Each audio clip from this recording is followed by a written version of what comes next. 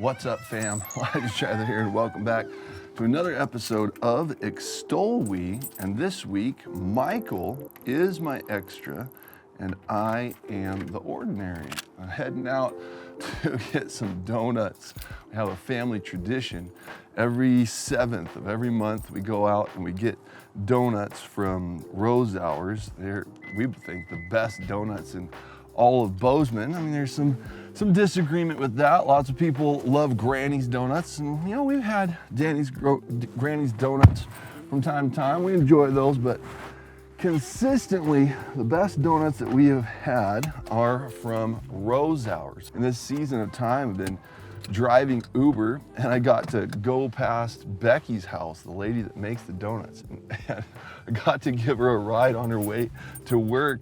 She gets up at 2 a.m., goes in and makes the donuts from scratch every single day. They're artisan, so it's so beautiful. So heading out to get donuts, and then got a field trip today with the kids with their homeschool stuff, going to visit a meat plant, going to pray for a friend, try to get over to my friend's house and help with some fencing on their ranch. So super busy day. Thought I'd just make my episode on the go this week. We're Thursday of this week. It seems like in this era of time, the videos just keep getting pushed off further and further in the week. So I just make my video as I'm going out to get donuts. But the videos that went live this last week were Blessing and Shaking, connected 3.5 years ago in the past to a video called Insights from Sam. As I was praying through those two videos, I thought it was so beautiful to realize how the Lord had done this silly thing. That in both of those videos, one person corrected me and made my life better, but another person spoke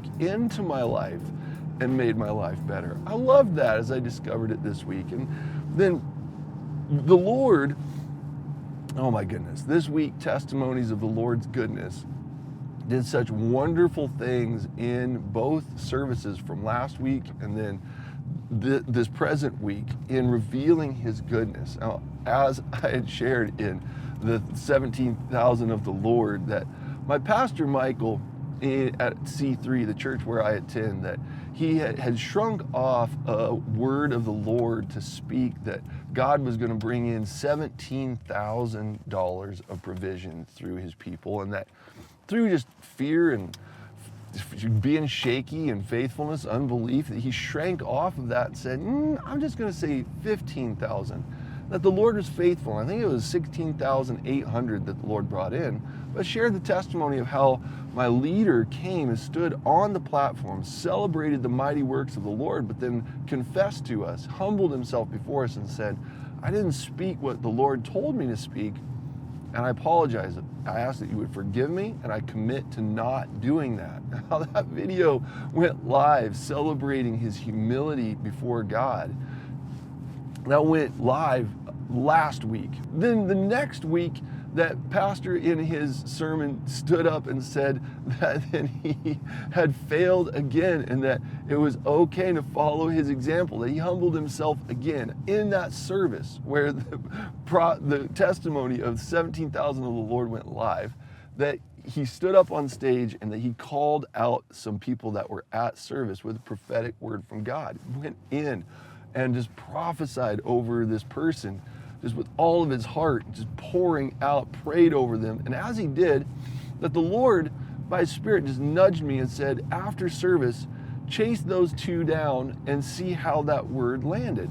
I did, found him in the parking lot, and as I spoke to the person who had received the prophecy, they said, no, that it didn't resonate with me at all.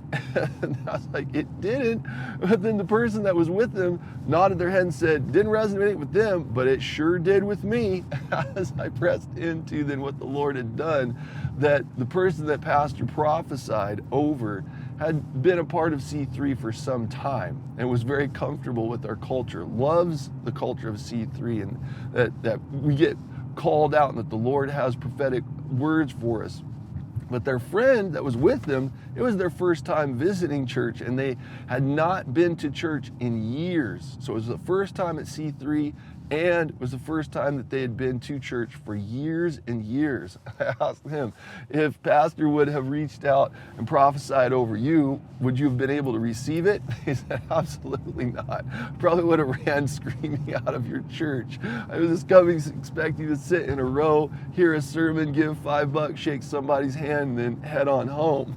So, no, that was very strange. If they would have been straight on me, man, I don't know. I don't think I could have taken it. So the Lord used this situation of pastor releasing this word to their friend right next to them to be able to empower them to be in his word, to be able to hear it and to receive it. So beautiful. So I brought that testimony back to my leader in speaking about this aspect, this culture of prophesying in church, and people saying like, man, it just gives me anxiety coming to C3 because like, is pastor gonna call me out right in the middle of the church in front of everybody?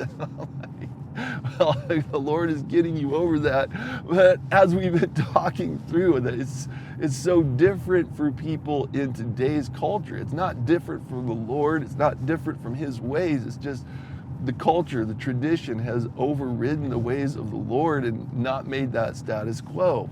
C3 leadership is saying we are very committed for the people to hear from the voice of the living God at service. So as I built leadership up in that, encouraged them to say, don't shrink off this, keep pressing in. They said, oh, we're definitely not. The only question that we have is, what are the words doing? Are they landing? How do we steward those in a context of a congregational ministry time? So out of hearing that from my pastor, I brought this word back to him, the testimony of what the Lord had done. And the pastor heard it and said, thank you for that. That's good for me to hear. I'm glad the Lord worked, and I will take that to heart. That pastor right away just received that testimony, said, I'm glad that the Lord worked. I'm glad that the Lord ministered to that person. But I hear what you're saying, and I want to take that to the Lord and see how I can grow in my prophetic gifting to press in. Thank you for helping have that insight and that movement, that correction, dialing in my scope so that I can just be super accurate. I appreciate that. So out of that testimony, then he confessed that in front of the whole church during his sermon. I said, pastor missed it. So I'm still going to go for it. I am not shrinking back from the things that the Lord has told me to speak. So affirmations of what he had said 3.5 years previous in coming forward and committing to that. And the next week, doing the exact same thing. So 3.5 and 3.5 equals 7. So beautiful. So here I am on the 7th, going to Rose Hours to go and get donuts for my kids and celebrating that my pastor has broken into a 7-fold perfection. So in this Sunday's service, likewise, about halfway through the service, pastor called up a gentleman named Steve to the stage and said, Steve has a testimony to share with us. Steve came up and said in the previous Sunday service, the one 17,000 of the Lord, where pastor was being so bold, that he, at the end of that service, likewise, called people forward and said, if you're having a difficult time stewarding your tongue, that your mouth is full of cursing or cussing, and that just, it's vexing your heart, raise your hand. I want to pray for you and see freedom come to your life. And so this gentleman named Steve, when he heard that call, he said, yep, that's me, raised his hand, got some prayer.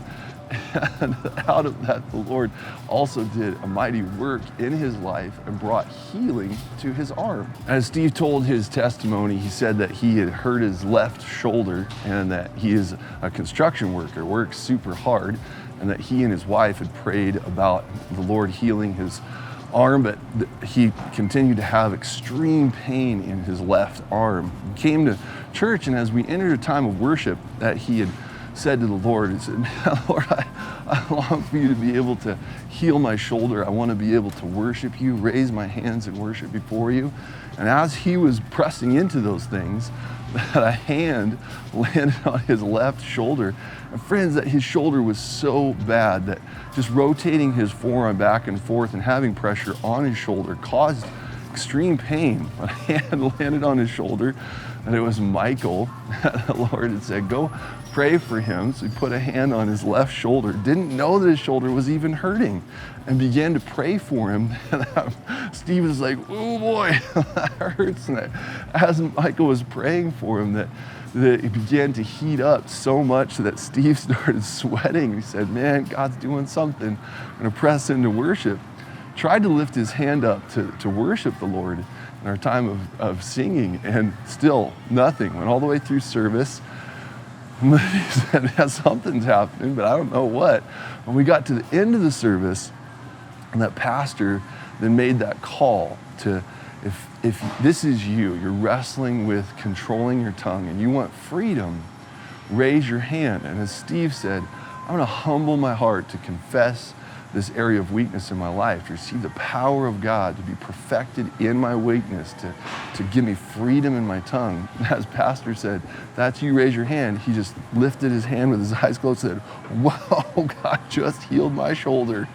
Friends, the thing that is so incredibly beautiful about this testimony and this whole process with my leadership is that just that morning, coming to Sunday service this last week before the blessing and shaking and insights from Sam went live, that I'd been at home studying through Ephesians chapter 4 about the fivefold ministry of apostles, prophets, evangelists, pastors, and teachers. And it says that Jesus has given them as a gift to the church with grace to equip the saints. Now, friends, in my study time in the morning, I didn't get any further than the word equip. I began to press into what does that word mean? Found out, man, I don't know.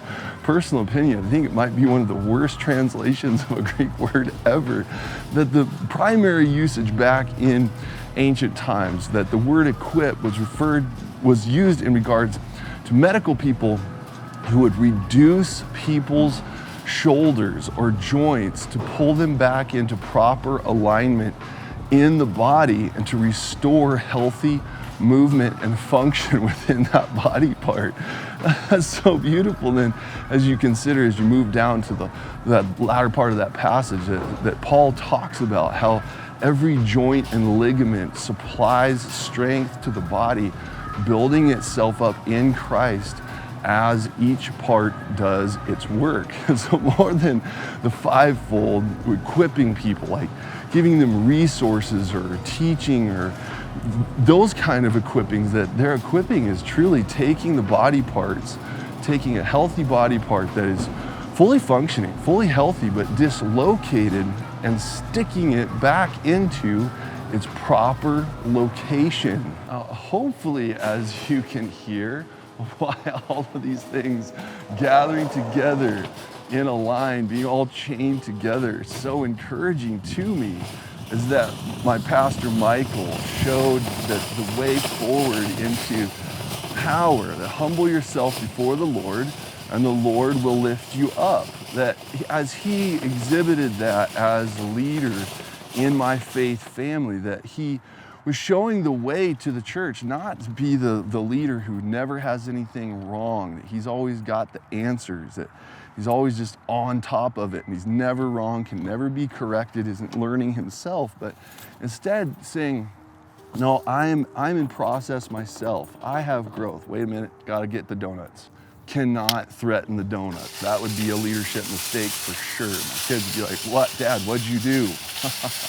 But the pastor was showing that the way to be lifted up in God, the way that you can grow and expand in Him is to humble yourself before the Lord. Humble yourself before the Lord and He will lift you up. Friends, if the king in the story about the 10,000 talents, if the king forgave his servant of 10,000 talents and retained him as an authority when the servant wasn't even asking for forgiveness, how much more so will the king forgive the servant who buries the one talent and is unfaithful with it, that comes and says, Lord, forgive me, I didn't lose the talent, I have it right here, but I buried it. That I shrank back. I was too afraid to declare the full 17,000, so I buried some of your grace. That I stepped out in faith and I was walking in the power of the strength of the Spirit that you gave me. You know what? I was off a click. Like, I just want to tell you about that. I want to confess, I want to do better. And that confession is making agreement with God about what He already knows to be true about your lives. Excuse me, I had a little burp there. Confession is making agreement with God about what He already knows to be true about your life. And when we come to Him and say, I buried it, that's not what I do with the talents you've given me, that's not my identity or my behavior, please forgive me. He's like, yeah, I agree. That's what I know to be true about your life too. Thank you for recognizing that, and continue forward. Not only do I give you your one talent back, you've humbled yourself, let me lift you up. Here's 9 more. Go invest these 10 now. Likewise, we come back to Him, we say, Father, I stepped out in faith with you. I thank you so much for working in and through my life. This is amazing, but I just want to tell you, I did not nail it 1,000%. Thank you so much for being faithful and working in and through me, but I want to improve. I confess that didn't land exactly with the person that I felt like it was. Please help my aim. And that God says, absolutely, I know that too. And I know that I want to increase your accuracy and your effectiveness in me. Granted. So as my pastor, Michael, revealed these deep truths of not being ignorant or arrogant and allowing himself to be corrected by people who are younger than him in his authority, and to receive those things and just say, thank you, I appreciate that. I'm going to move forward in that, and I'm glad you brought that to my attention. And likewise, coming forward and saying, this is an area where I was a click off, and I've received invitation from God to be made better, faster, and so I'm going to Him and saying, God, help me, that my pastor was on the main stage of making the revelations that God has given me a reality in community. God is doing it in and through other people. So beautiful then to see how, as I pressed into the fivefold, that the place of the fivefold is to release grace into people's lives, to truly cause them pain, that the wounds of a friend can be trusted. And as a medical professional gets a hold of your trunk, 5 people are pulling that way, and 1 person is pulling that way on your arm to stretch it out, to get it unstuck, where the joint is lodged, is causing pain and dysfunction. It's hamstringing strength and health and life. They pull that out of its position. Like, yikes, that stretches me, and then pop that thing back into its proper location. That relocation, the reducing the joint and getting those body parts in their proper place through massive pain, confronting massive dysfunction and disability, putting a hand on someone's life, causing them pain on purpose, calling it forward to get it back into its right place. That is the very essence of the fivefold. That God would show me that. I could come in service, and then Steve comes forward, shares his testimony of a joint that is out of place, that is being caused pain by a person with apostolic authority. And that as Steve then heard the invitation of the Lord that if you want freedom, confess, humble yourself. And that Steve humbled himself before the Lord, confessed in front of the entire community. Confess your sins one to another and pray for one another so that you may be healed. That as he sought to have healing, that as it was in a context of his heart reaching forward to life in Christ and humbling himself before the Lord, that all of a sudden his arm was just like went up, and the Lord healed his shoulder, that he put his shoulder back into its proper location and made his body prosper. As Scripture says, I pray that you would prosper and be in good health even as your soul prospers. And so as Steve's heart, his soul, and his spirit said, I am going to the Father, and I don't care who's in the way or where I have to humble myself and confess, I want the health of heaven. I want heaven's life to rule in my tongue and to release that to other people. As that momentum of his spirit said, I'm going to the Father, it grabbed his soul, grabbed his body, pulled them all into the alignment, and brought healing. And so, friends, it's this overflow of joy in my life to be walking through life, hidden in the rock of ages, covered with God's presence, and to get to see all of my Father's goodness passing back and forth in front of me, revealing his glory, allowing me to see his glory, that as God causes all of his goodness to pass in front of us, that it reveals his glory in a context that declares his identity. And I'm so honored to be able to make these videos for you, to use the gifts that God has given me to please his heart, to be in awe of what he's doing, to have a place of awe and worship and praise. God, you are so good, that I use the gifts that I have to please his heart and to impart grace to you so that you can know him more, to keep my eyes open, my ears awake, listening for his words, watching for his movements, and then to faithfully come and tell you those things, to say, look what God is doing. Yee! And that's the encouragement to my heart then, that is where we're heading for Sunday, February 14th, 2027. Like with my pastor, Michael, that these are the insights that God is giving me, the revelation, the things that he's stirring up in my heart that just please me so much, but that I get to look on and see that someone else is living on the main stage of the prophetic platform, living the realities in front of me in ways that are way greater than me. Not the same as me, not walking the path that I've walked, walking a path that is way better. That's not in the land of just hopes and dreams and prayers, but that I get to see it in action and taste the goodness of it in the land of the living being made manifest before my eyes. I said it was going to happen from 3.5 years ago, and by cracking it happened in my pastor's life. I'm so grateful that he got to do it. He'll get the reward for it. I can just stand behind him and clap on the day that he receives this reward in heaven. Now, the friends, why that so encourages me is that I've been heading toward a 7-year goal. Here I am on the 7th, getting sweet treats from Dad to reward my children with just because I want to. Getting sweet treats on the 7th with my pastor, being faithful in a 7-year time period and humbling himself before the Lord, and the Lord lifting him up and moving in his glory. And I'm on a pathway of 7 years of moving towards Sunday, February 14th, 2027, to Brick Breeden Fieldhouse, that God, by his Spirit, has said, that's where I'm going to meet. That's where my family's going to come together. That's the meeting place. Get it ready, Elijah, because I'm going to be there. Whew. Stewarding it, I'm stewarding it, I'm stewarding it. And the thing I'm so excited about is that in that day, that it's not going to be a day of you doing worship right, like I say that it should be, or doing it like I do it, or having me even lead it. No, I'm not even going to be on the main stage. I'm not going to have anything to do with it. I'm going to pay for the whole thing. I'm going to pave the way. I'm going to put the people that God has intended on that main stage. I'm going to sit back and watch you guys do the greater works. Nah, you're not going to do worship like I would do it.